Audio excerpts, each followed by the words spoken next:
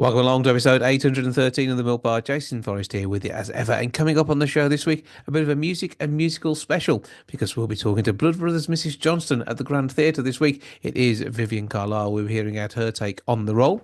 Also on the way, we'll be having a bit of a catch up with Alex Vann as we hear some of his music and talk about his late father's artwork too. Michael Armstrong joins us as we catch up about his release, which got to number one in the US in their indie chart. Also, we'll be talking about his latest work, which is 1+1 featuring Michael Armstrong, and is the greatest thing. So we'll be having a little listen to that one too. And we'll also be hearing from Nick J Townsend of Week 13. They have a brand new double album out. It is called Aluminium, and we'll be having a chat with him and finding out about the claymation video they've made for one of the songs on there too. That's all on the way on the show this week. Welcome to the Milk Bar. Welcome to the Milk Bar. Welcome to the Milk Bar. Welcome to the Milk Bar. Welcome to the Milk Bar. Now, with Blood Brothers once more at Wolverhampton's Grand Theatre from the 21st through to the 25th of January, it is going to be another amazing retelling of this amazing story. Whether you're going for your 57th time or the first time, the hairs will be up on the back of your neck as you hear these amazing songs performed by such a talented cast. There, Mrs. Johnston, this time round is Vivienne Carlisle, who joins me now. Good afternoon. Good afternoon, Jason. How are you? I'm good. I hope we find you well. I'm very well, thank you. We're in Derby this week. Well, that's nice to be out and about on the run, but although terribly sad news in the last few days of the passing of Linda Nolan, another of the Blood Brothers families, Mrs. Johnston's, and obviously, you know, it must be difficult for everyone involved to have seen the three of the sisters from the Nolans play her. Oh, it's so sad, so sad. But yesterday in warm up, we found out about Linda's passing, and the director actually told us that they're in the Guinness Book of Records for all sisters to have played the same role in the same show. So that's something that I think we're all so happy to have had them, you know, because I've worked with, I think Maureen was my first Mrs. J, and then I also worked with Linda as well because I started as Mrs. Lyons. So I actually worked with Linda too. She was a lovely lady, such a strong lady, amazing. And absolutely will be missed. But I mean, part of the amazing Blood Brothers family of the history of this show and the fact that the show itself goes from strength to strength. And I mean, you already alluded to the fact that you haven't just played this one part in this show. And it's normal, isn't it? Mrs. Lyons very often becomes Mrs. Johnston. It's very often, but I think as Mrs. Lyons, you understudy Mrs. Johnston, so it's a perfect way to kind of learn the role. Because you know, and we're very grateful to see both sides of the coin. Yes, so yeah, amazing to play both roles. And I mean, obviously, it is a family, and it is interesting the way you have to put so much emotion into this. And I've seen Lynn Paul play the role. I've seen Nikki Colwell play the role. So it'll be my first time seeing you when you're at the Grand. And I think, oh gosh, big expectations now. well, the thing is though, to have been given the role, we know you can play this role, and this is the thing. And you have your fans, and everybody has their favourite, I suppose. It works. It often works that way, doesn't it? And I think a lot of that's to do as well. You know, you go along to see something and you might be going through a hard time, and then something in that show reaches out to you and it connects to you and you associate it with that person. So I think that's why you'll have to think this. Totally understand. Yeah, but they are such beautiful songs to sing, though, aren't they? An incredible score, of course, written by Willie Russell as well as the book as well. They're very emotional songs, but they do bring you there. They bring you to where you need to be. So it is a privilege and honor to sing these songs every night, sometimes twice a day. Yes, but you can see why the Mrs. Johnstons have to take a break from the role and then often come back to it, though, because it is emotionally draining. It must be. It takes its toll. It really takes its toll, yeah. Because I think in order to do it justice, you really have to go there. You really have to commit to it and, you know, jump in heart and soul. And that's what, not just me, but we all do that. Every cast member does that. Yes, it's one of those roles that you have to believe in the part that's being played there, and you're on that stage, you are that person, and it's always amazingly talented actors who take this on, and the singing is such an important part. It's you have to be that yeah, that right person for it. And the Bill Kenwright Company have always selected just the right people for whoever it is across the board. Exactly, and I also think it's in Willie's writing as well. It's so well written. It's so well written that it would bring out the best in each actor. I would say. Yeah, well, it's going to be an amazing treat. Tell us about who else is on the tour this time, and whether they're new or whether they're one of the veterans. Okay, well, we have obviously the incredible Sean Jones, who I think has been doing the show for 25 years on and off as Mickey. He's just incredible. Joe Slate plays Eddie, and he's been doing it a little while. I think maybe a few years, but again, he did it like me. I mean, I hadn't done it for 12 years and came back in August. He's done it for a few years. We have Sarah Jane Buckley, who's Mrs. Lyons, and she also doing it for a bit. And we've got a new narrator, Sean Keeney, who is Irish and a fabulous narrator. Very, very tall. Gives me whiplash just looking at him. But it's not far a trip for his accent to pop into Merseyside. But when you're from north of the border, it's again it's testing your acting skills to bring you into the right voice. Well, I can remember my audition because I auditioned for Mrs. Lyons in 2006, but obviously covering Mrs. J. Bill came outside to make the audition. Okay, all right, love, let's hear your scouse. So and he was like, "No, do it in Scottish." I went, "No, we'll keep it in Scouse." Yeah, when you're there every day, it goes in by osmosis, and there's so many Scousers in the show. You just, can you say that for me? Say it for me. Say it for me. And it's there. So yeah, so it's a lovely accent. I love the accent. It's much more sing-song than Scottish. Scottish is very flat. I kind of like the kind of ups and downs of it. It's lovely. You're singing every time you speak, and you're enjoying the moment. The bit that upsets me is I went to uni in Liverpool, and I was there in '93 when it was on stage at the Liverpool Playhouse, and I didn't go and see it. I didn't.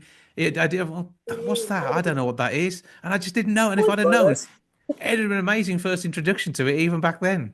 Exactly, because it has been around. I mean, I think it was '83 it first opened with Barry Dixon and Mara Scott. And Lily Russell did write it for her. But yes, it's had some journey. It's had some journey along the way. And it's still relevant today. That's what we find quite fascinating, that, you can have like a large school full of 13, 14-year-olds and they sit there enraptured, which is testament again to the writing. Yeah, well, it's what 40 plus years, more than 10,000 It's so performances in funny. London. You think the '83 doesn't seem that long ago, but actually it is. It's a frightening amount of time ago. But even so, as you say, it is relevant. It is a story which speaks to you now. And it doesn't feel like it's set in a long lost time, even though obviously I was growing up then. It does feel like it is talking to you. It is telling a story which you engage with. The characters you engage with. Again, Willie Russell's writing has brought these people to life through the actors who take to the stage each night and make amazing work come to life on that in the show. They're so And relatable. They're so relatable. And, yeah, as Mrs. Johnson as well, I think every mother, and even non-mother, kind of just looks at her plight and is just goes on that journey with her. yeah, and whilst the story hopefully wouldn't pan out in quite the same way in this day and age, You know, you never know, do you? That's the thing. you never know. What we know about life is that it is very unpredictable and strange at times. So, have you worked out how many times you have been Mrs. Johnson on stage? No, no, I should know. I should know. But I mean, I did it on and off 2006, 7, 2008, 9, 10, 11, 12. Did it for 9 months in the West End before it closed. And of course, since August. So I would say we're definitely in the hundreds mark. And that in itself it's all part of the fandom that surrounds this, and the Wikipedia page gives you more than you could ever possibly think of about any show. Yet Easy. whoever plays her, however it performs, whatever size stage it's on, and you've got a gloriously great stage to play at the Grand. It it really is just something for those people there. Then, wherever you see it, you're in that moment, and that is your performance you're watching. Yes, yes. It's just, I just think it's so relatable. I think people just connect to either if it's Mrs. Johnson or one of the characters. Do you know what I mean? They can see themselves there. It's the every person show, you know. It doesn't really leave anyone out, and it is such a reflection of human nature. A very, you know, because we're encouraged to be as raw and as real and as authentic as we possibly can every single time we go on there. You know, our wonderful director Bob Thompson is quite a strong believer in that. And what are you looking forward to most about your time in Wolverhampton? I did Blood Brothers as Mrs. Lyons there. I think around about 2008. So that's the last time. So it'd be lovely to be there. It'd be lovely to be on that stage again. And also did Joseph there as well. So there's lots of lovely memories coming back to that theatre. Just seeing that the lovely people with Wolverhampton as well. You know. Well, we're very much looking forward to seeing you bring Mrs. Johnson to life for us as part of the show, which is there, as I say, from the 21st through to the 25th of January. 01902 429212 is the box office number, grandtheatre.co.uk to get your tickets, as you will, I no doubt, sure you will want to. Whether you've seen it before, as I say, or whether it's your first time, it will be a truly magical night, and you'll go through a whole gamut of emotions. And that's just the audience. Those on stage are going to go through them even more intensely, and it will just reflect from their phases to yours, to your hearts, as you take on board the characters you see. For now, Vivienne Carlisle, thank you. Break a leg, and we look forward to seeing you in Wolverhampton. Thank you so much. Thanks for a lovely interview. Thank you.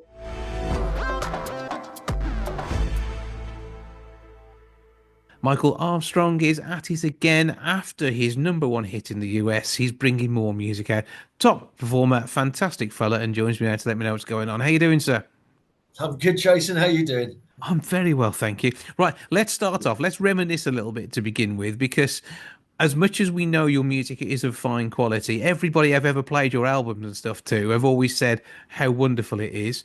We've playlisted your stuff on the station, understandably, in the past, but the #1, Each Other's Eyes, that was a bit of a surprise, wasn't it? It was a huge surprise, yeah. #1 in America is October, November 2021. It was the opening song from my third album called Oh Hi. It's a song called Each Other's Eyes, and it was #1 in the indie music charts in the US for 4 weeks, and number 14 in the top 40, I think it was, for the same amount of time. Yeah, it was a complete surprise. I ever since I've been recording music, people have said to me, "Oh, it worked really well in America," and it's all well and good people saying that, but how does that actually, work in itself? And so I originally made a list of American radio stations 10 years ago when my first album came out, and ever since then I've always sent out the singles to all these people, and I don't hear back from anyone. The odd community station in Hawaii, I think, once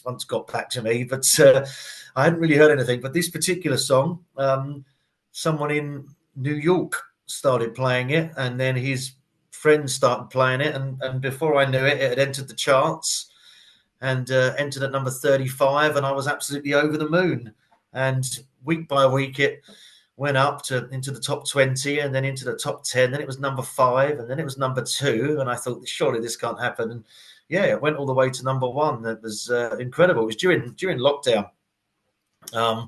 So I wasn't able to go over there or anything, but I think that kind of helped in a way. I remember at one point, right at the start, it was sitting between, I think I was at number 5, and Justin Bieber was at number 6, and Harry Styles was at number 4. And I thought, well, they clearly don't know how old I am or what I look like or anything like this. It's just on the strength of the music. So perhaps COVID and being unable to get there helped me in that way. But yeah, it was a great surprise. But it's absolutely well deserved, this sort of plaudits that come off the back of something like that. And it's oh hi, an absolutely amazing album, and one that it's sat in my car. No was taken out the CD player for absolutely ages. You then sort of have a favorite album, and it was understandably listenable. And I think people forget that albums were supposed to be listened to all the way through. They're very much into the 80s, 90s. Album tracks were seen as something terrible, whereas these days, anything can be a single off an album. Yeah, I think times have changed hugely. I mean, when I was a kid, it was all about albums. You know, I'm born in the 70s, so and I really loved the music of the 70s. So I really like my parents' record collection, to be honest, and you can hear that in my music. But I think these days albums are almost a forgotten art, aren't they? I mean, it's all about singles and listening to streaming and things like that. So I don't think I'm sure it will come back round again. These things always do. Like vinyl has started making its way back over the last 10 years, hasn't it? So I guess people are listening to albums in full that way. Yeah, but I mean, you are vinyl worthy, and some of these artists aren't, are they? Yeah, no, I've never done vinyl either. I should do it really. I must think about doing it. If it really if it continues to resurge, then I should certainly think about it. Yeah. Well, I say 3 albums in and lots of projects you're working on. So, I mean, what else would you say about the single? Because I think we should take a little listen to that, and then we'll come back a bit later on and have a bit of a natter about the rest of what you've got going on. But what else would you do to pitch this one? Because you work in music plugging as well. So how would you plug this? This is an interesting song because it was never intended for me. During lockdown, again, I was working. My second album was produced, and a lot of the songs I co-wrote with a guy called Warren Bennett, and we've stayed really good pals ever since. And during lockdown, he contacted me and said, "I've got a few songs which I've not been able to finish. They're just ideas. Do you want to help me? Do you want to help me finish them?" And I said, "Yeah, I'd love to." So he sent me 5 or 6 songs.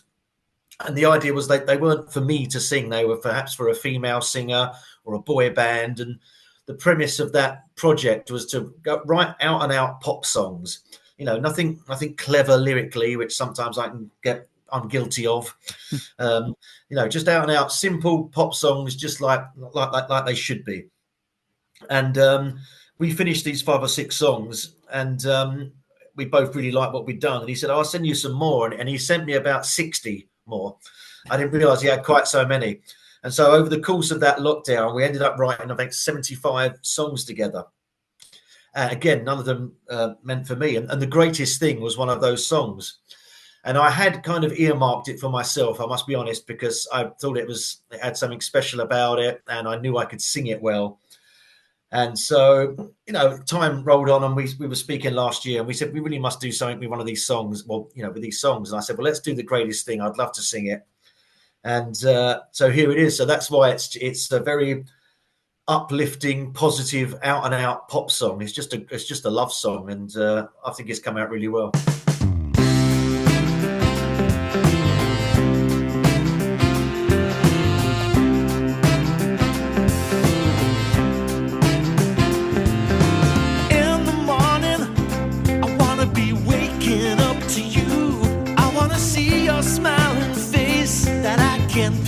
All day through, and when I come home in the evening, I'm gonna hold you once again. Never a week, a day, a minute, I'll be without you. Can't you tell me when?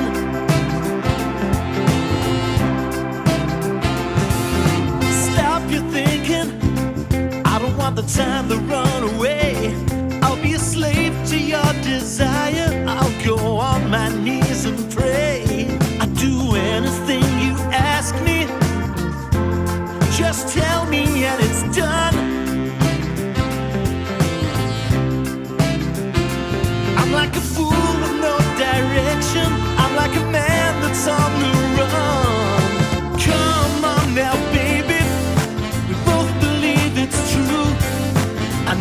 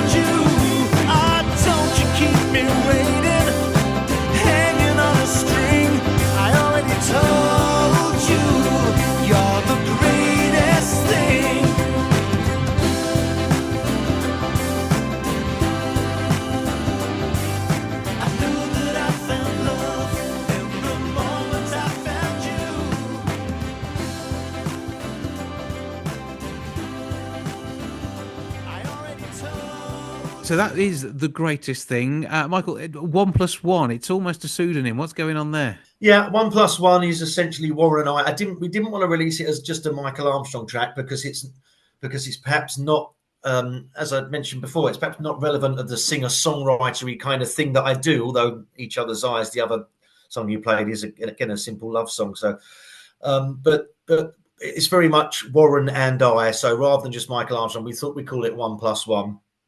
And also encompassing that is, I'll tell you a little story. If anyone has a dog, I have a dog, and I take my dog out for walks, every morning and every evening. And anyone else who does that walks the same place. You get to know the other dog walkers over the time. And for about a year, I've been walking my dog with a guy called Phil. And being a typical blokes, we never never spoke about what we did for a living. We just spoke about the weather, and we spoke about our dogs, and we complained about the government.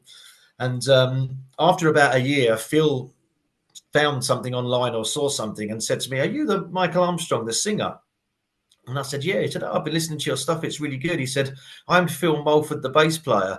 He said, "I played with the Bee Gees, with Lionel Richie. I do all the West End stuff." And I was like, okay, I've known this guy for a year. We're both in the same business, and we hadn't mentioned it. And it turns out this guy is one of the most sought after bass players in the country.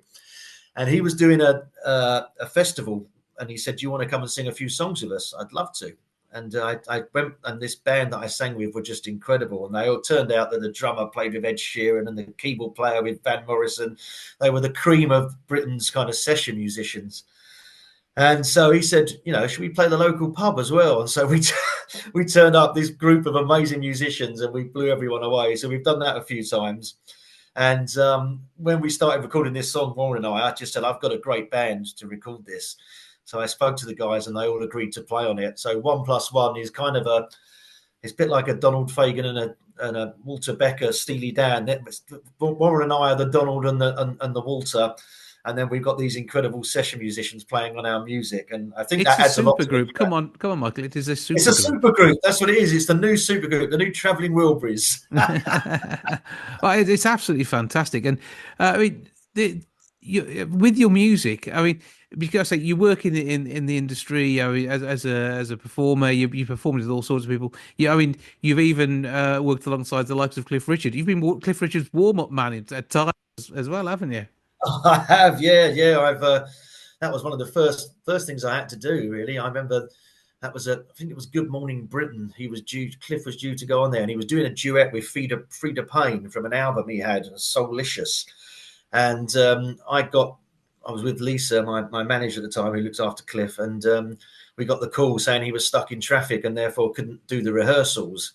And they were really short for time. So Lisa said, "Well, Michael will stand in." So I did the rehearsals and all the camera shots and sang the single with Frida Payne, sang it live with Frida, which was incredible. That's not a bad first job. And I think always the bridesmaid, never the bride. Cliff turned up at the last minute, stood in and did the final live bit, and I was pushed to the side. But I was very proud to have done it. Work that you do with all of these people. I mean, there's lots of different artists, and that you are one of their peers, and it must be great working on both your own career and somebody else's sort of simultaneously, even to this day. Oh yeah, I mean, I've loved music since an early age, and for many years I wasn't in the music business, as we spoke about previously. I ran a building company with my dad for 15, 20 years, from the age of 18 to 38, and it was only then that I got into the music business. And so the last 10, 15 years have been incredible, working with some of my, greatest heroes, and at the same time being able to work on my own music. It's a dream come true, really. But you've got all sorts of fantastic credits as well. The likes of Richard Madeley saying very nice things about you. Did just start 5-star reviews on Amazon, and then someone McCartney, something or other, has described your music. A bit of a fan of your work. Yeah, he called me pop star. Hey, you're a pop star. That was at the Queen's Jubilee concert back in 2013, and we were working there with Cliff. But all the stars from the concert were just milling around backstage for the whole kind of weekend during sound checks and things like that. And Paul McCartney's my hero. He's the reason I wanted to write songs and play the guitar and play the piano. And so I immediately kind of latched onto him. Probably drove him mad, but he was very, very kind to me. And I gave him a CD, and he was just a really down to earth, lovely guy, and yeah, one of the standout moments of my life, let alone my career. Well, I say it's good to be part of these things, good to enjoy, but also great to share the music. And say we talked about the success of the single hitting #1 in the charts. You've got say 1+1, the current project, and the latest work that you've got there with The Greatest Thing. So, are we expecting a new album? Okay, 1+1 going to be the first of a new series of albums? Well, 1+1, as I said, it was always intended for other singers, not me. So what our plan is, or our goal, is to engage other singers to sing the other songs. 1+1 featuring Michael Armstrong is this track. But, I was speaking to people this morning. I'm trying to get in touch with people like Beverly Knight, Sophie Ellis-Bextor. 1+1 featuring those artists is our ultimate goal, because the songs were written for those kind of artists. And hopefully if this has a modicum of success, that will help us to speak to these artists and do a deal. So that's the 1+1 idea. In terms of Michael Armstrong, it's 10 years since my debut album came out. So I'm working on a compilation of kind of rarities and some of my favorite album tracks, which is going to come out in spring, summer, and hopefully do some gigs around that. And at the same time, I'm recording new music, which will eventually become a new album, probably this time next year, I would hope, if I can pull my finger out. But yeah, it's really exciting. We got a lot happening this year. I'm really looking forward to it.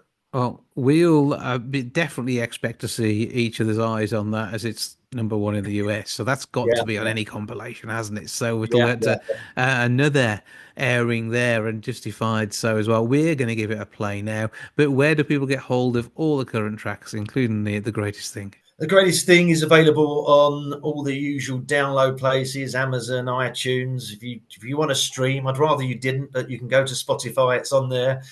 But the best place to check out anything about me is my website, which is michaelarmstrongmusic.co.uk.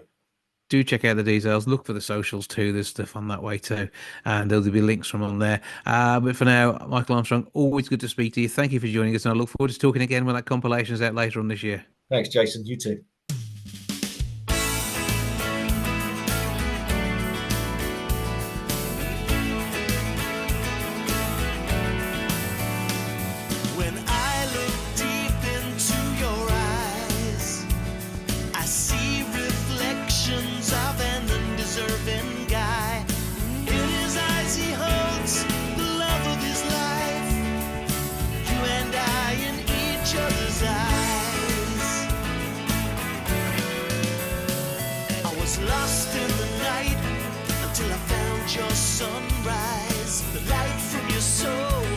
Transcends space and time. I look through your window and I'm invited inside. You and I in each other's eyes. You've had a rough day, somebody talk down to you. All I can say is they don't see you like I do. In my eyes you're a goddess they should be bowing down to. Your tears blur my reflection and make me more sad than you.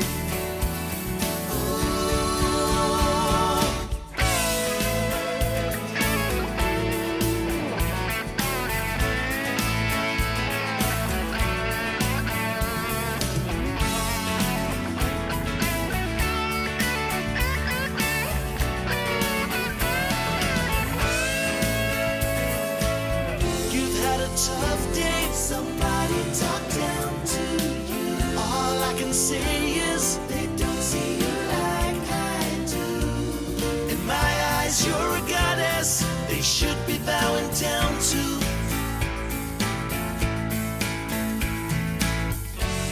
Your tears blur my reflection and make me more sad than you. When we lock eyes we see where our future lies, and all the fear and doubt in both of us dies. We hold no secrets, we wear no disguise. You and I in each other's eyes. We hold no no secrets, we wear no disguise. You and I in each other's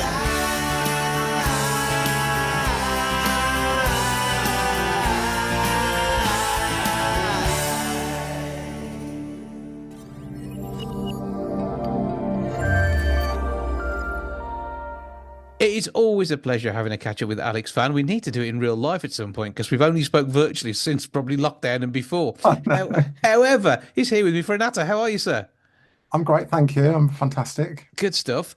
Keeping busy, keeping Gary busy at work as well. Yes, we're always busy, various projects that we do with our company, working with different groups. So we're always out and about doing something. Yeah, it never stops. And I mean, that is good. I know you're working over with the Real Art Workshops in Warsaw just at the minute, and there's various other bits and pieces on the go. But two projects very close to your heart, and one involves your music from yesteryear, and the other involves some amazing artwork from your late father. That's right. Yeah. Tell us about whichever one you want to do first. Let's talk about Lift then, which is the band I was in the 90s. I know, I was there. I was there. I was. I didn't want to say. Almost a groupie, but you came into the Radio Wall studios then, and I think, did we even get a live track out of you back then? I think we did, didn't we? I'm sure we did. Yeah. And whenever we talk about Lift, I mentioned the CD that I had, which told me I had to return it to your home address. And I think have I ever given you that back, or have I just shown it to you? Was it this one? Lift Force. Well, this was the pre-pressing copy that I had, which was you touted around various broadcasting establishments at the time. Oh, you were honoured. Yeah, and I do have a copy of the real thing when it was made into a wonderful CD. And very often these days, people use CDs as coasters. Don't do it. There is some quality work on there, which is exactly what we've got here. Well, it's a funny story because obviously we were around in the late 90s, as you know, and then sort of went until 2003 officially because we sort of got together again to finish off some music that hadn't quite finished. So I'll say like 97 to 2003, really, we were sort of active. And then after that, we all went our separate ways, and I've been in different bands, as you know, and solo and duets and all sorts. I've interviewed every iteration, I think, haven't I? You sure have. Yeah. I think you have, yeah. Out of the blue, I got this message from the guitarist that was in the band, in the original band, saying CD hunting in Scunthorpe, and I had no idea what this meant. So, and then I got a later message from Dan Clark, who you know, yes, well, who was drumming with us. He plays every instrument under the sun, as you know, but he was drumming with Lift at that time. And then he sent me another message, a more sort of deeper message than the guitarist was, which was basically CD hunting in Scunthorpe on YouTube. And I thought, oh, that gives me more to go on. So I clicked on YouTube, and there's this channel called Brit Pop Fuzz. And this guy who goes around all the charity shops around the UK, I imagine. He happened to be in Scunthorpe and was looking for various CDs, as you do. Indie bands, he was really obsessed with indie. Anyway, the backing music to this 25-minute long video was Lift for Stories. And I couldn't believe it because I just thought we'd fade into obscurity. So I made contact with him and said, well, how did you get hold of this? And he'd found it on eBay or something, found it, online. Really loved physical media, so records and CDs over downloads and streams. I suppose that sort of generation, my generation. Yeah, well, our generation, definitely. I've got to be about the same age. Like to have something to hold, like to have something to read, the liner notes and that sort of thing. And the artwork. And the artwork always gives you a bit more than a stream or a download, I think. Anyway, so it got me to thinking, well, they aren't available online. So if somebody wanted to download our CDs, and there's 6 of them, nobody would know where to go or what to do, So that's a nice little project that I've been working on, is sort of digitizing all the music. And the artwork. And the artwork, all the artwork, which of course I did.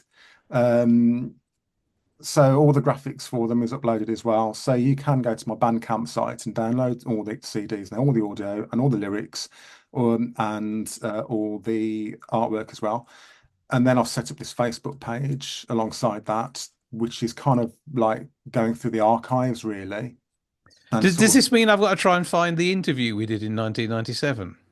yeah, he must find that. Yeah. Oh, I've got a huge stack of barely labelled mini discs, and I've not found it yet on what I've gone through. I'll have a look. I will see what I can do. I can't guarantee anything, but I'll have a look.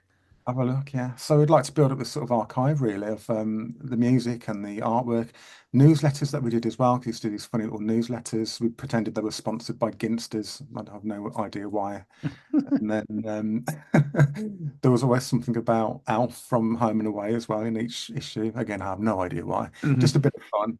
And then sort of letting people know about gigs and that sort of thing. And then there was posters, all this sort of paraphernalia around that, the photographs of gigs, and the artwork again. So it's sort of like building up a sort of record really of what we've done, because it kind of fades into the past, if not, and it's in danger of disappearing. So I just thought it'll be there then, I can always look back on it and say, this is something that I did. There's nothing wrong with the music, we enjoyed it. We're a great band, and it's just, we didn't become famous or rich or anything like that.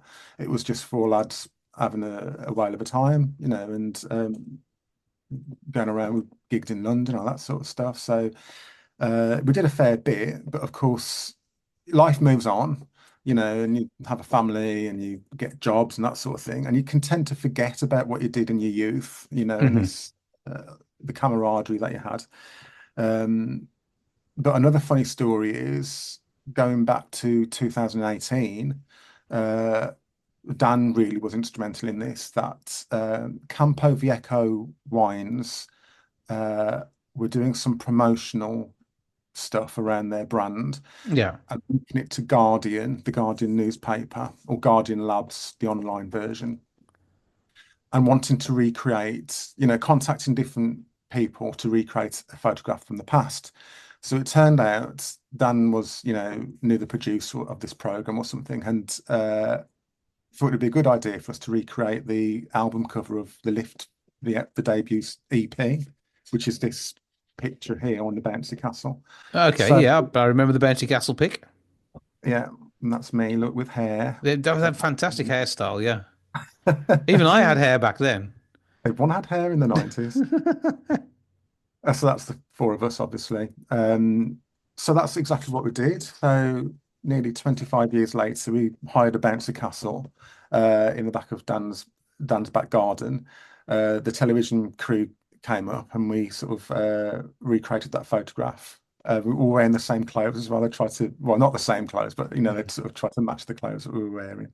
And we got to perform some songs live. And they made that into a little sort of advert, which is available online. You can see that. So yeah, so that was quite fun. I think at this point we have to listen to some of the music. So which track from Four Stories are we going to take? Well, should we go with the lead track, which is Brand New Day? That is my favourite on there, to be fair. So we'll do that. This is Four Stories, Brand New Day, Lift. That's what you need to know. Look on Bandcamp. You'll enjoy it there too.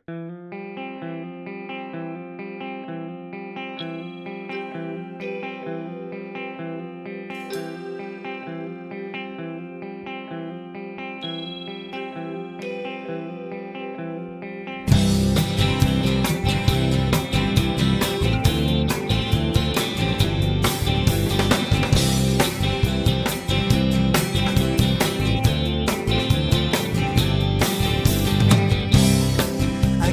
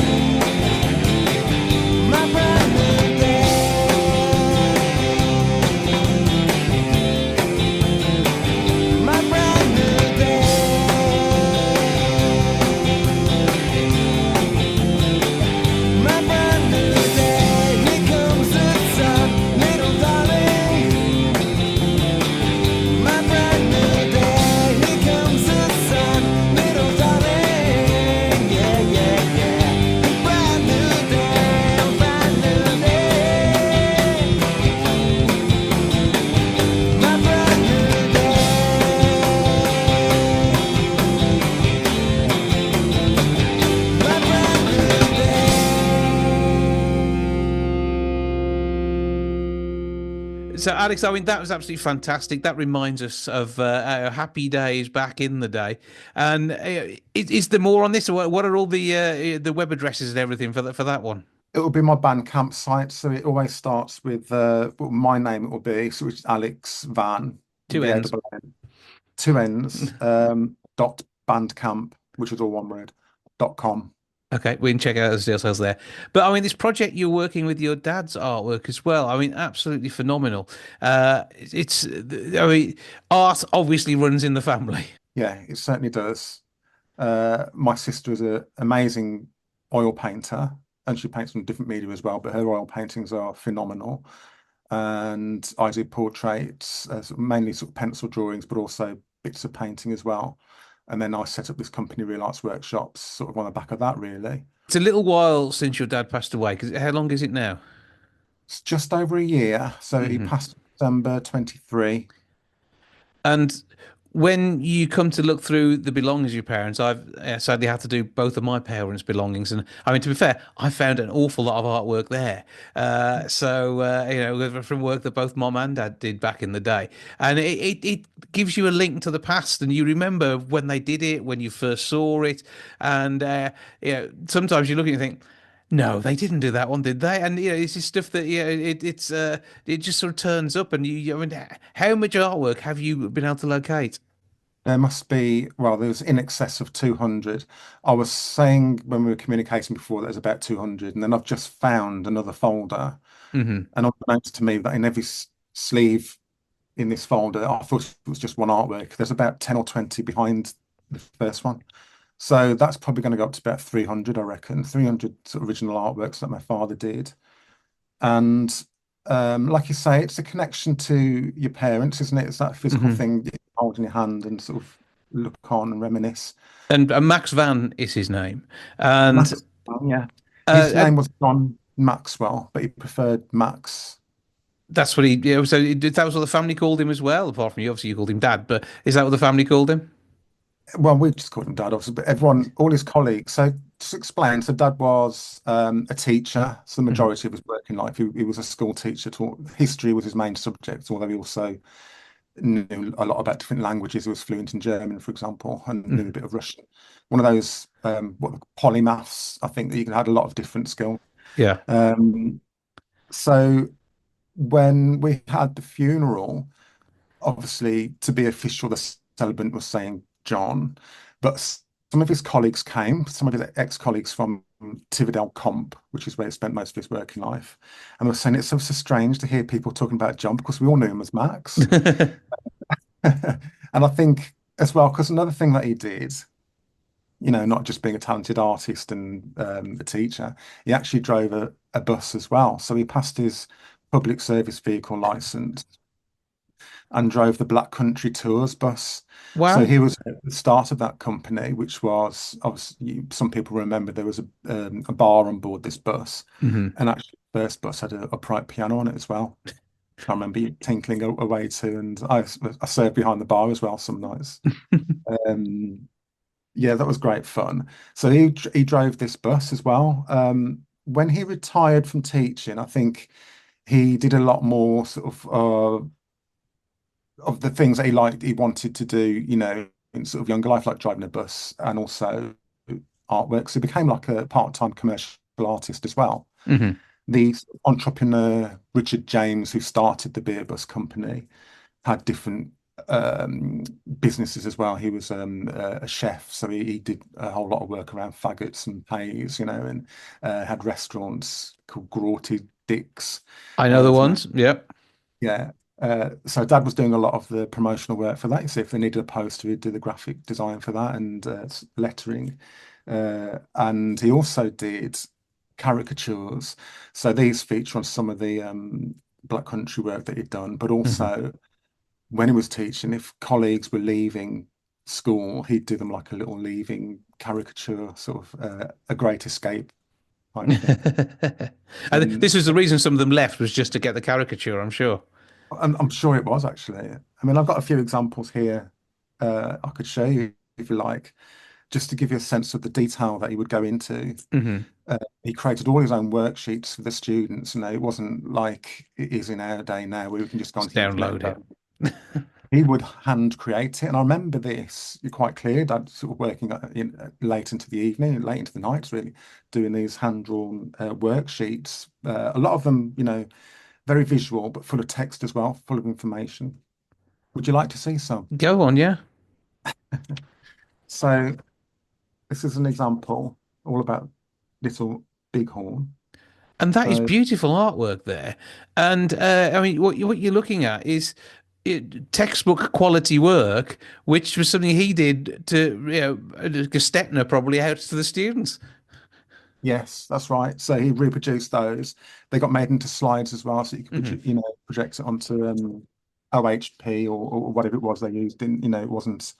Again, we've got digital projectors now and that sort of stuff. So it would have Yeah. been a bit different, a bit more sort of hands-on in those days, I suppose. But bringing the subject to life for the kids, and Well, it's just phenomenal work. And it's that's a passion project, isn't it? That is something he just loved to do.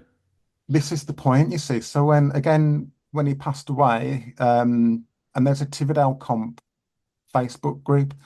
So all the accolades were coming in, about Mr. Vann, because he was very well regarded by the students and by the staff, of course. Hmm. Um, but were very well thought of, and I think a lot of teachers perhaps aren't.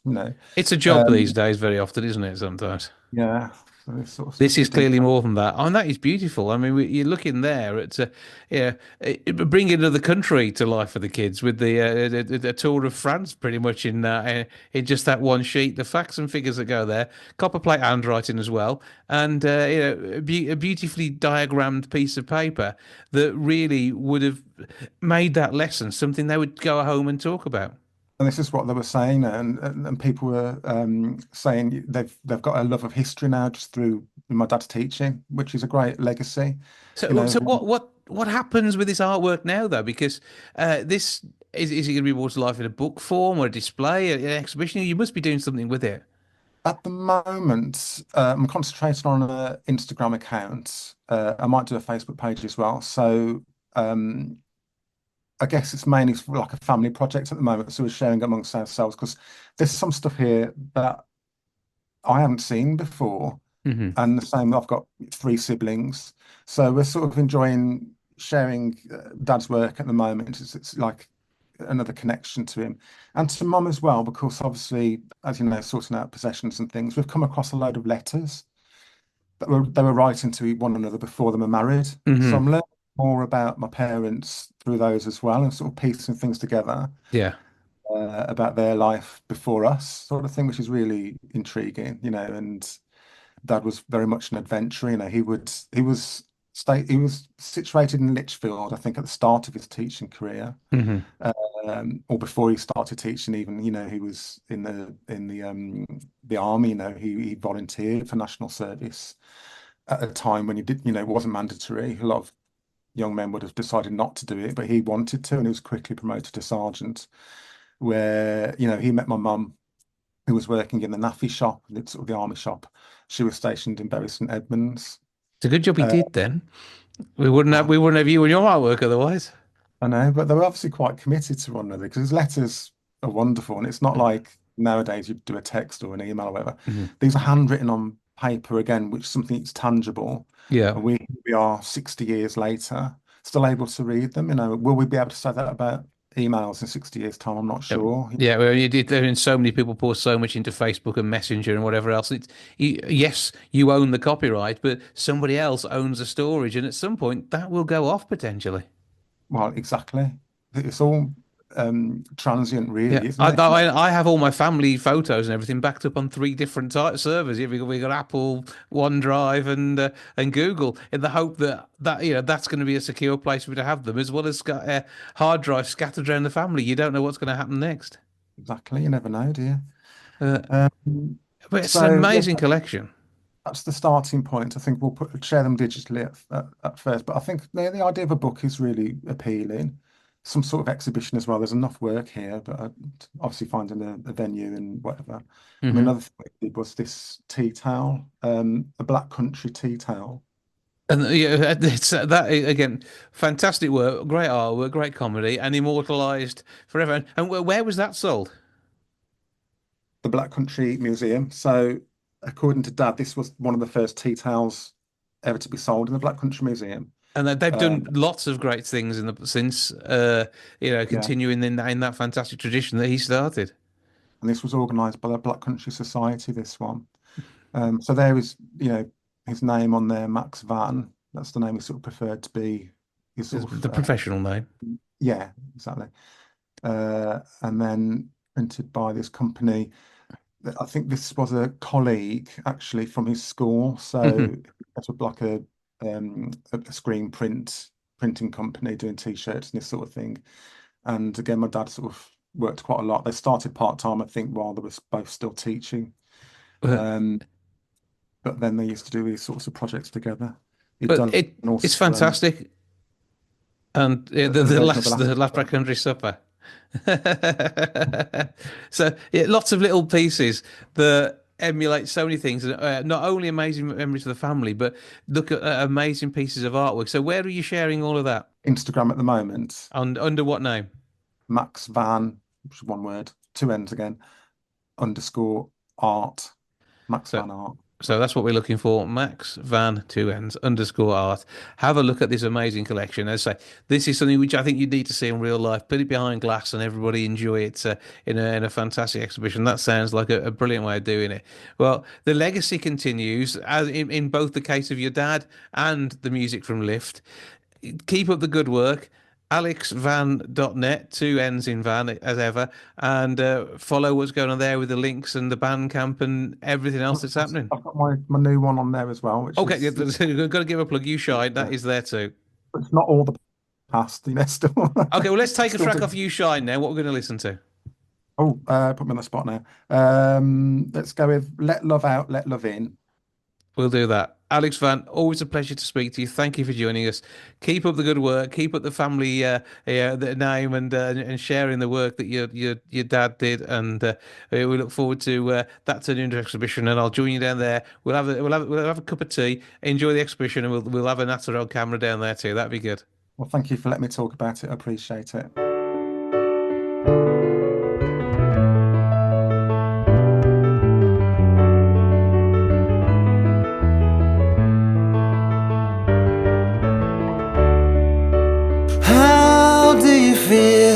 When you know nothing is real, when you close your eyes,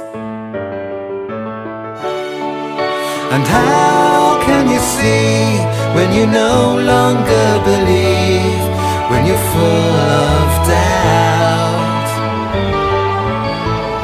When I was born, my eyes could not see. Now I am grown, I believe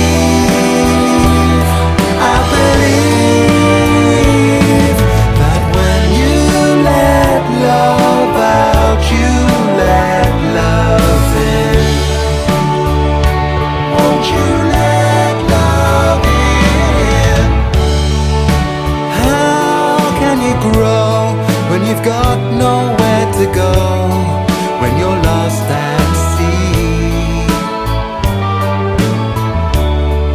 And how will you know when to let somebody go, when to set them free? When I was younger, I was full of fear. Now I'm older, I can see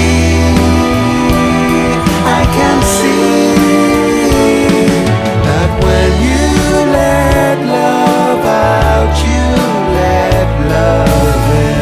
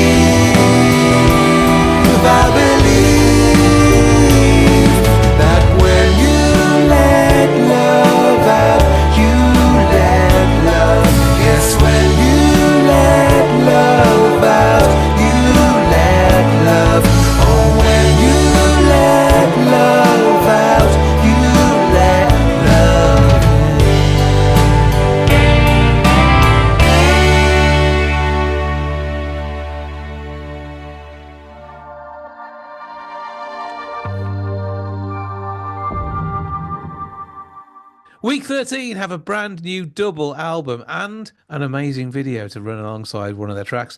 Nick J Townsend joins me now to tell me what has been going on. How you doing, sir? Pleased to meet you. I'm doing absolutely fine. Pleased to Been meet very you. Come on, busy. we've been working together for the last decade. Yeah. Well, it's so, some people will say, "Are you still doing music?" I'm not really stopped. So I know what other people are doing, but I know what I'm doing. We're making a lot of music. I mean, to be honest, this week's been a busy one. The album's come out, this is our second album. It's a double one. We started this a long time ago. The last time I spoke to you, I think I was actually in the studio. You were. Just doing a few bits and bobs to it, and I think it was probably during lockdown. It was, So yes. there was a few laws, legalities we had to make sure we You were all in ticked different rooms, weren't you? box.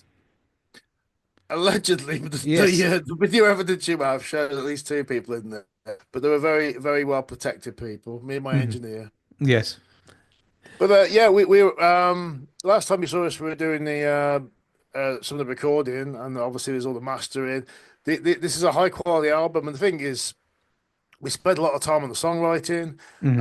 We've had people already contact us say, "Wow, this is like really good." I was like, "Yeah," because we spent the time. Yeah, I it's kind of weird because you get kind of like a backhanded compliment because people go, "Oh wow, this is really good. I didn't know you could write songs." I'm like, "Well, we have been writing songs for quite a while, but you gotta take it." Yeah, I'm glad you like the album. And what's happening is a lot of people are warming to this album. They're going, "Wow, wow, you could play this on the radio." I go, "We get radio. We've been getting radio play for over a decade. You know, We've been playing your stuff on the radio. I've been playing your stuff all over the place, wherever I can. Thank you. It's so everything seems new to a lot of people. So that's kind of good. And then the album has come out this week, but for me, this album has been we've been developing this for the past say 6 years, and now it's got to the stage where it's out.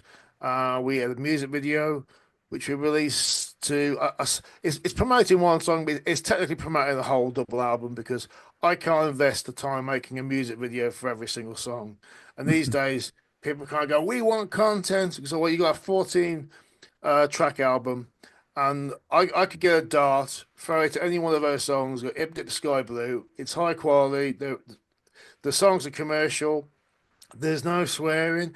People seem to think because my band's called Week 13 that they can't show the kids. Kids are listening to our songs, to be honest, now, right? We got a lot of people different ages, in their 40s, 50s. They're going, "My God, this is like an album from the 90s that we didn't get." And that's because that kind of music really inspired me. So you hear a lot of Soundgarden, hear a lot of Nirvana, a lot of those, a bit of Blur, a bit of this, and a bit of the heavy stuff. So it's been a busy week because the album's now out. And it's a double album. And the interesting part is, I mean, the title is Aluminium.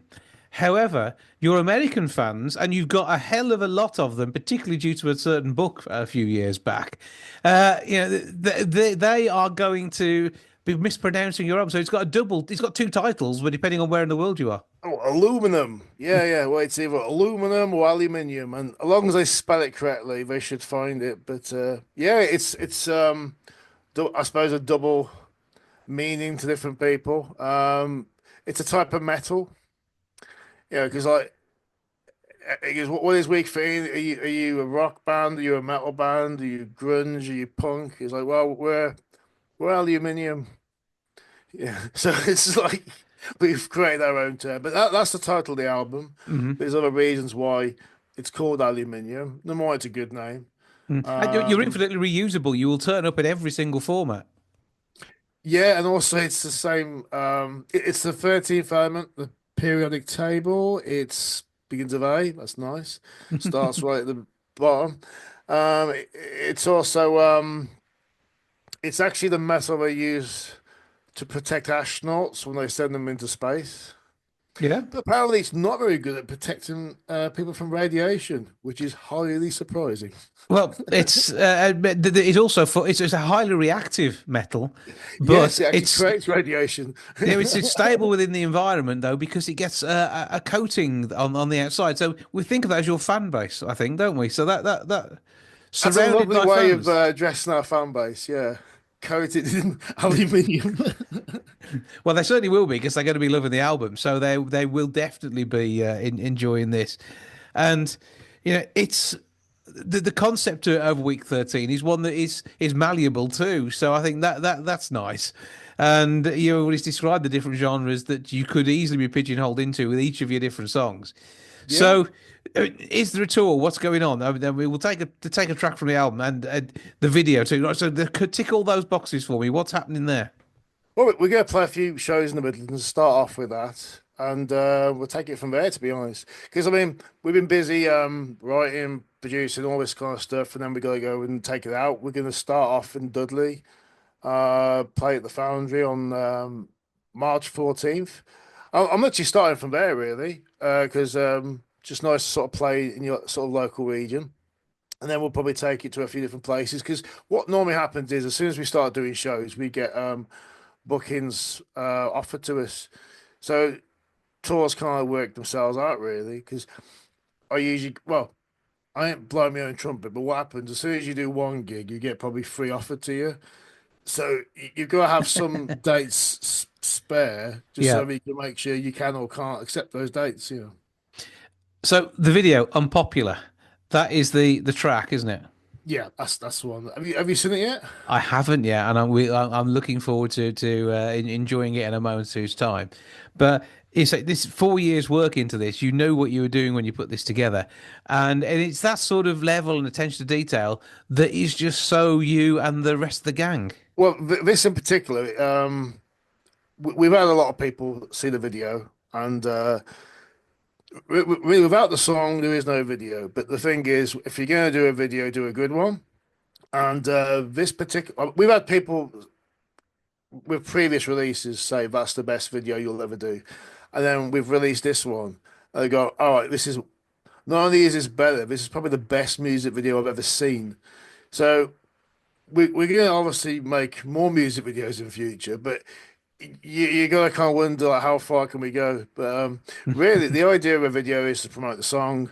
This does, I say, more than that. We've actually got a lot of Easter eggs in the video. There's a few salutes to bands from the region. A lot of big artists mentioned in there. There's Benji from Skindred. I think he's got a soft spot for us, but he's a very busy musician, and he always likes to. I say, good luck, boys. Glad you're still doing it. He's really like encouraging us to maintain our legacy, if you want to call it, because we started off in the same area, and he's obviously I don't know, headlining Glastonbury and stuff. Well, Download and all those kind of big events. He's always got headline positions and stuff. He's got like awards and stuff, and he still speaks to me. He was I sent him the track Unpopular, and 10 minutes later, he goes, "Oh, I'm in the gym right now, but when I get home, I'm gonna play that loud on my stereo." And he's like really, really supportive, really, and it's quite nice because he doesn't need to talk to people like me. I'm like scum from the Midlands. You're a hugely talented musician with a massive fan base. It is. Yeah, I suppose it is quite big now. The thing is, it's quite scattered though, and what we're finding is we've got a lot of new fans, especially this week. We've had a lot of people I wasn't expecting to listen to this album, and I think they knew it was going to be good. But there's a lot of people which wouldn't normally listen to Week 13 now, which are kind of going, "Oh, it's not just like rah rah rah. These are actual like songs."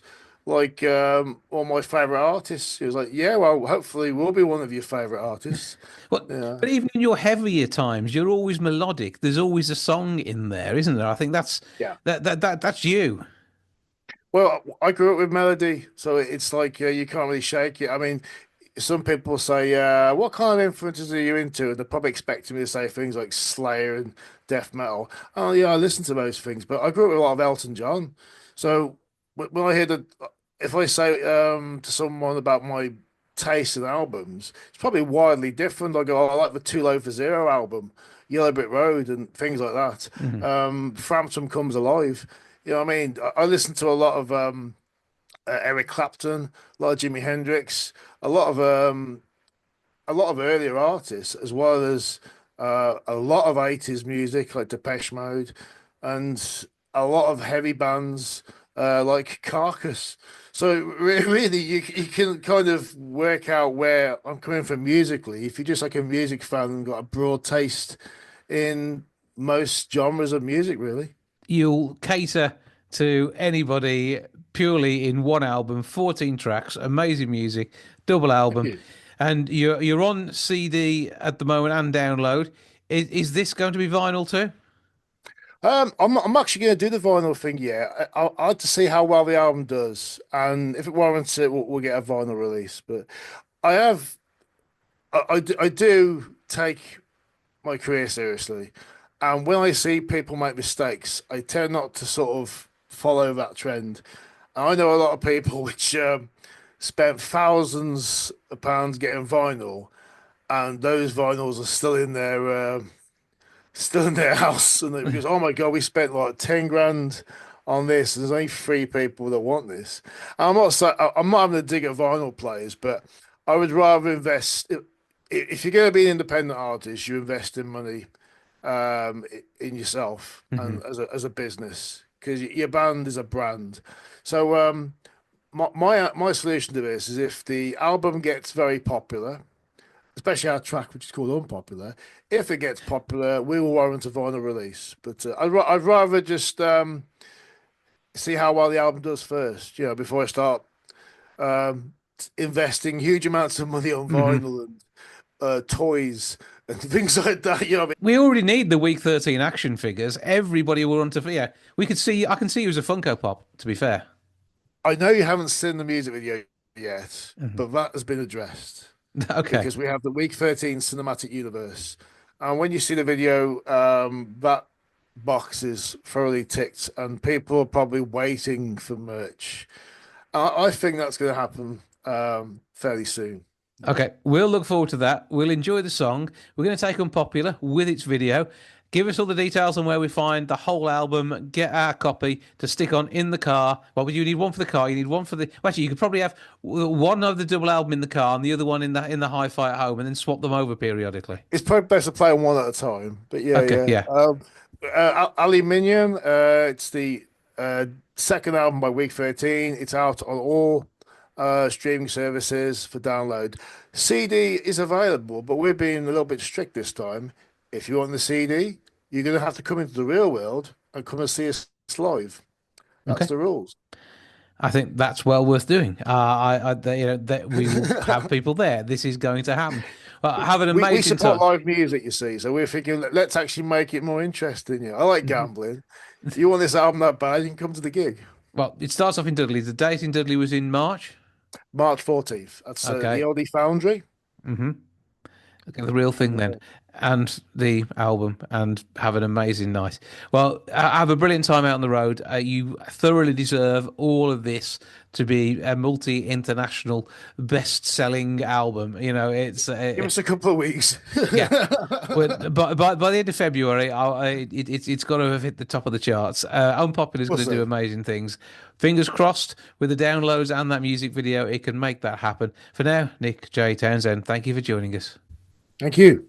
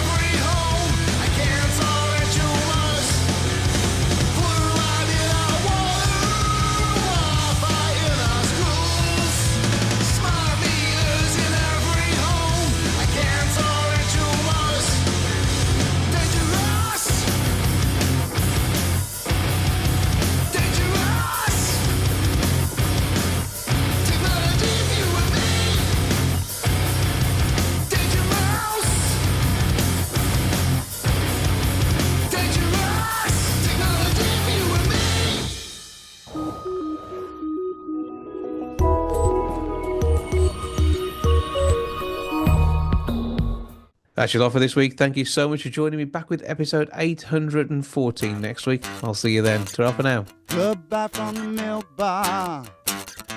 Goodbye from the milk bar. Goodbye from the milk bar. Goodbye from the milk bar. Yeah. Goodbye from the milk bar.